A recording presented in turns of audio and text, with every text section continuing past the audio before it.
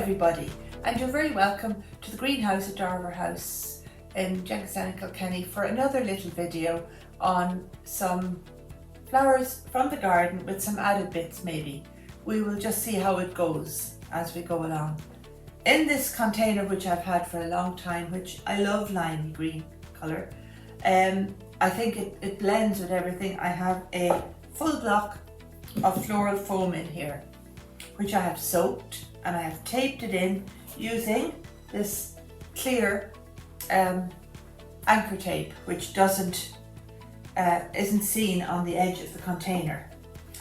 And my inspiration for this design really came from what's in the garden at the moment. And I walked around yesterday evening and I picked flowers and foliage and conditioned them all by putting them in a bucket of cold water and letting them have a good long drink, and then I'm going to use them today. And that's a good idea when you're doing flowers, is to pick them the evening before you need to use them so that they can have a good long drink. And especially with garden flowers, because they don't like being out of water for very long, and they don't last very long. So the first thing I'm going to put into this design today, it's because it was in the garden and I just thought it looked a bit pretty, is this beautiful Solomon seal, which has the lovely little white greeny bells coming along.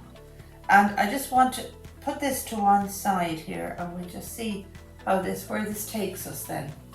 I have an idea in my head, but sometimes these things don't always pan out the way they're supposed to pan out.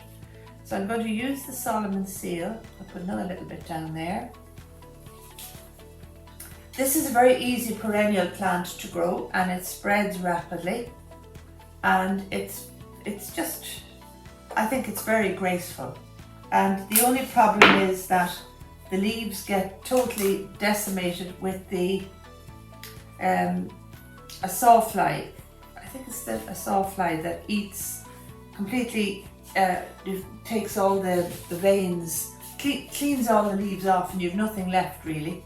So, which is a pity, but I suppose they have all the insects and things have to live too, so we need them all in our gardens for biodiversity, and that's the buzzword now, is biodiversity. And buzz also for the bees, because we need the bees to pollinate the crops and to keep us all fed. And if everybody can plant a little area, even a window box, a tub, a square metre in their garden with plants suitable for bees, butterflies, wasps, insects of all descriptions, it would be a great help. Now I'm just putting those to one side there, just to see what way I'm going to proceed from here. And now what am I going to put in? Next, I found these in the garden yesterday and I just thought they were very pretty. They're just beginning to peep. They're the alliums, the giant onions. So I'm going to go off up here with this guy, and he hopefully will open. I just thought this one was a beautiful shape. It's like when we're growing, if people grow vegetables and they can't sell the crooked ones. But to me, that's the beauty of growing plants in the garden. They don't have to be perfect. We can grow whatever we want and use it in the house if we wish. And I'm just going to pop those guys in here. So I'm just going to use those two lots together, side by side. Okay? Now, where are we going to go next? I have here some of this lovely snowball tree, which isn't snowballing yet at the moment. They're limey green. Because they're a lovely round form like the alliums, I'm going to put some of these over here to this side just to balance this. I'm just going to put some coming out over the edge. These now had a lot of foliage on them yesterday and I took it off. I'm just going to take these little guys out now because they're going to get tangled up.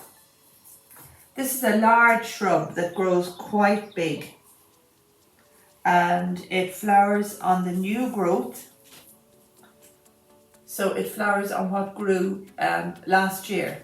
So if you're very handy with the secateurs or the pruners, you mightn't have it, because if you prune off too much, it won't flower.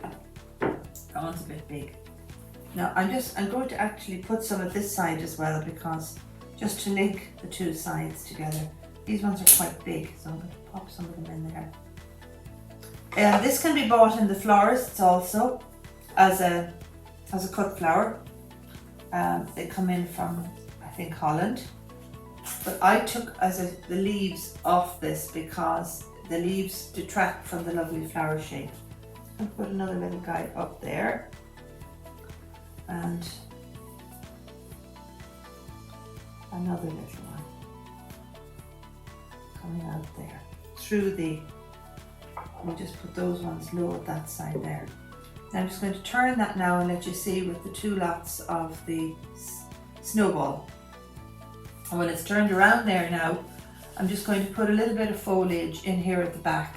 So when it's turned around, you're not looking at the back. This doesn't have to be something that's going to be viewed. This is going to be up by something, so you won't really see the back, but I just want to cover it in. In flower arranging circles, we call this if you don't do the back, we call it the hospital gown effect, if the back is left open and not finished properly. And for balance as well, you need to do this. You need to have the back covered in.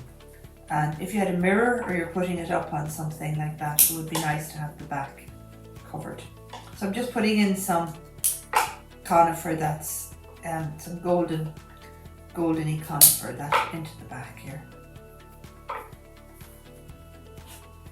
Now, those guys there.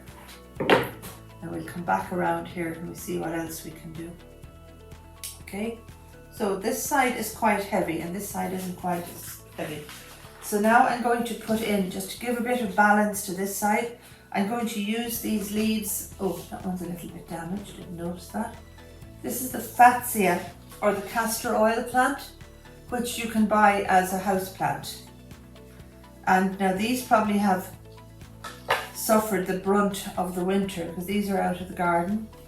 But if you're lucky enough to have one in your conservatory or porch, you'll have nice healthy leaves. Again, you can buy these leaves in the florist if you need to use, if you don't have one. But you could also use large ivy leaves for this design. That's not a problem.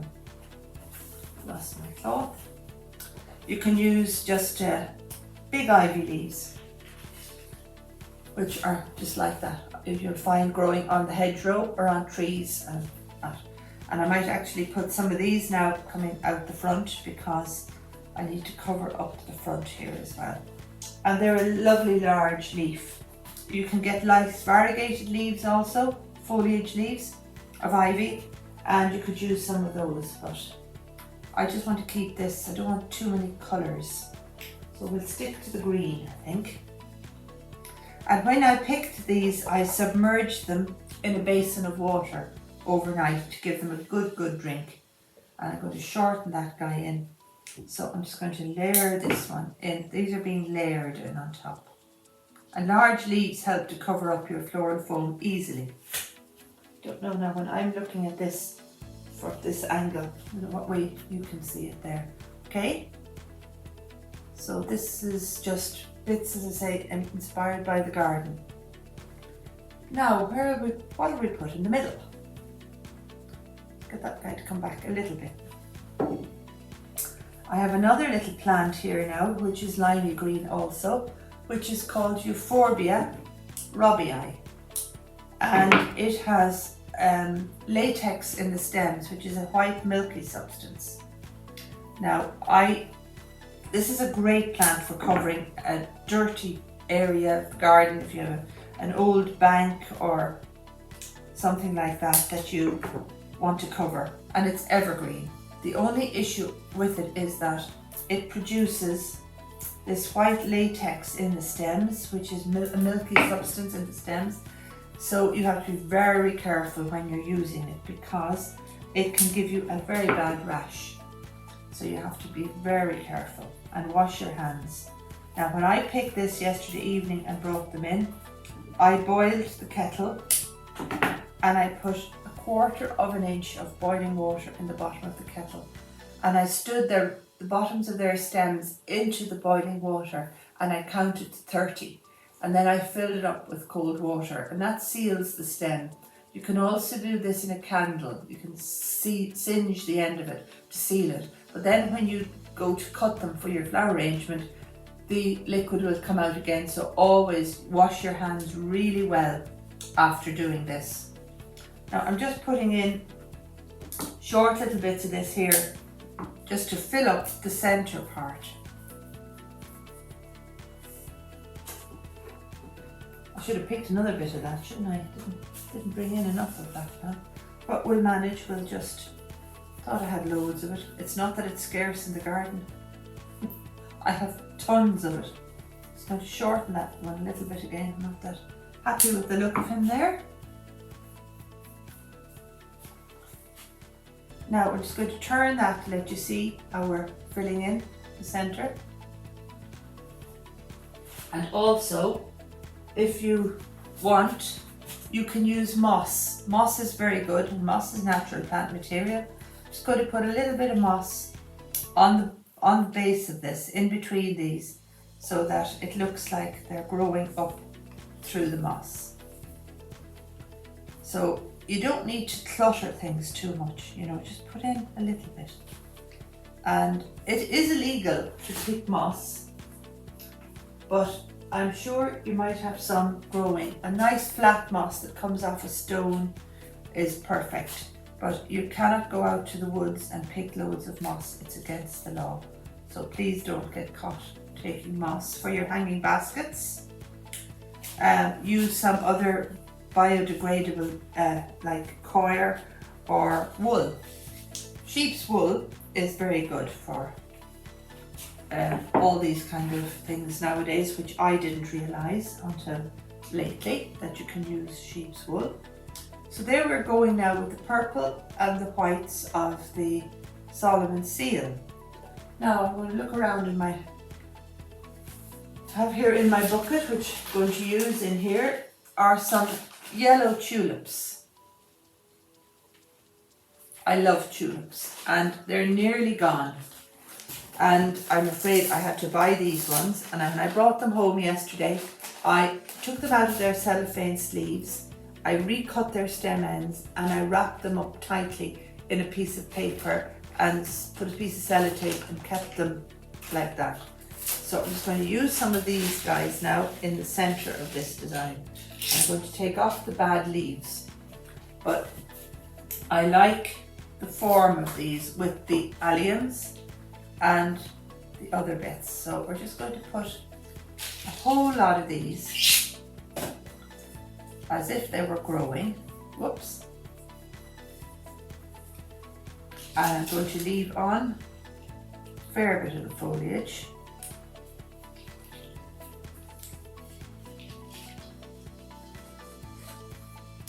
Tulips don't really like floral foam, that's the issue, but this is, we have to put up with what we have to do, we use what we have. I mean, the pin holder is ideal for using on the tulips. These have nice strong stems actually, and they're quite good.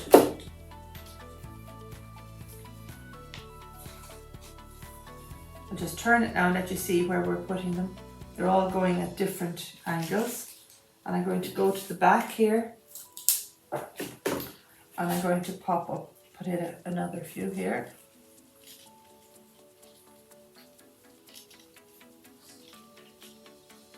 You don't have to use, this is a boat shaped container that I had here in the classroom. But any kind of a container, this could be a flat container, it could be anything you wish yourself.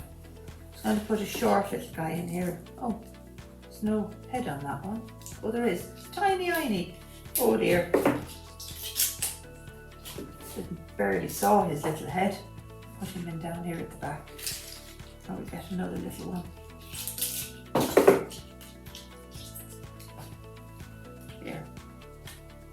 And it's lovely to have different forms in your flower arrangement. Sorry about the back of that now, you're going to have to look at that again for a minute until we get all these guys stepping down along through this.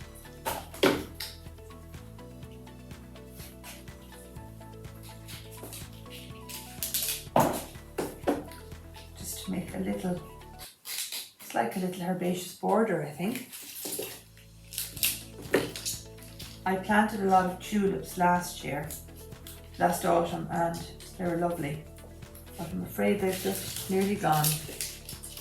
So I plan to do a lot more next year because it's super to have something coming up in the spring when you have very little else to cheer, and especially this year we needed something to cheer us up. And the garden really has cheered everybody up. And so many people have got involved in doing stuff in their garden. It's amazing and it's fantastic to see.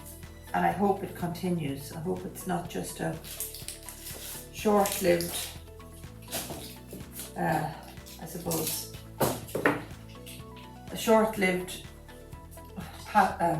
pastime, and that hopefully it'll keep going and that people will get more and more involved in their gardens. And support all the growers in Ireland really, because there's a lot of little nurseries and producers around Ireland that need a helping hand to grow plants. Now, I'm going to turn that now, and this could be my tribute to Kilkenny. Suppose now we have put in the yellow tulips. So we've purple and white and yellow. And I think now, because of the purple alliums, I need another little bit of purple. And I'm going to go for this little fella here, which is the perennial wallflower, which is a very good little plant to have in the garden. And these, it's a fantastic shrub, it's a herbaceous plant, but I suppose you class it as a sub-shrub in that it's a woody perennial, but it is short-lived. So you need to take cuttings from it regularly. Behave yourself there now, Tulip, and stand up. Thank you. And you need to get rid of my piece of paper. You need to take cuttings, and that's a very, very simple thing to do because they're very simple to propagate from cutting. And I took the leaves off these as well. And I just stood these in cold water when I picked them yesterday evening. It's been flowering since about February. So it's a fantastic little plant. And also, as well as that, it's a very good pollinator for bees and insects. And when there's a nice warm day, they're out and about. I spent yesterday afternoon checking my bees to see that the queens were all at home and that they were happy and that they hadn't decided to swarm. So far so good, all is going well. They haven't abandoned me, but that doesn't say they don't read the book. They haven't told me what they're going to do next. So we have to be ahead of them, which I don't think I ever will be, because they are extremely intelligent. But they are so relaxing to work with bees, and it's very therapeutic seeing them all going about their biz around the hive. This guy now is just not, I just want to turn him out a little bit so I can see his lovely swan neck, Mr. Allium. And that's that one. And so this is going, I have lovely stock as well, which I'm not going to use, and I have nice broom, which I'm not going to use, and I have other foliages here, but we don't need them, I think. So I think that's about it. I might just put in another little bit of foliage here at the back, just to cover up the oasis. I have some choicea, the Mexican orange blossom, which is a very good shrub. and it's got a lovely little leaf. So I'm just going to pop some of that in here at the back, just to balance the whole design. And this one, as I say, will be, you'll just be looking at it from the front. And it's just using bits from the garden and some bought tulips, but if you're lucky enough to have your own, you can use those.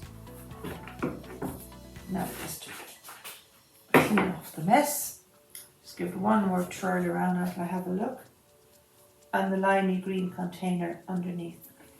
Take off my, oh, the wet.